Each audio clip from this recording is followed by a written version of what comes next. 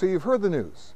United Airlines merging with Continental Airlines to form the largest airline in the world. The number 3 airline merging with the number 5 airline to form the biggest number 1 airline. Okay, 370 destinations, 59 countries, 10 hubs. But is it good for you? Well, let's start with, is it good for the management of those airlines? Yeah, it is, because their stock gets vested and they get to cash out. Is it good for the investment bankers who brokered the deal? You bet it's good for them. But what about for consumers? Let's do a little history here. Every airline executive will tell you that in order for them to survive, they literally have to shrink the airlines. They've been doing that all over.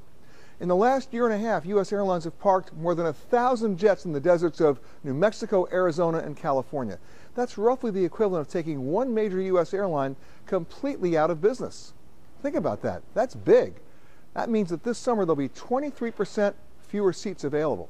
23%. So if you look at the law of supply and demand, that means that no matter what happens to fuel prices, airfares are going to go up.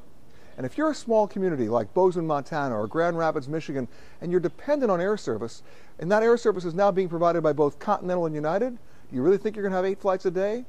Think again. You'll have 4. Are there still going to be 10 hubs when all this is said and done? Probably not. What about your frequent flyer miles? Hey, it's tough enough to buy a seat. Airlines never want to give up seats if they're going to displace revenue passengers, so even tougher to redeem your miles. The bottom line is, 2 years ago we had 6 major network airlines in this country. Now with this merger it goes down to 4. And if U.S. Air can't stand alone because they're only going to have 8% of the market share, it's going to be 3. The U.S. Justice Department will probably not do an antitrust case in this case because the arguments are always made in mergers, please let us merge or we will independently fail.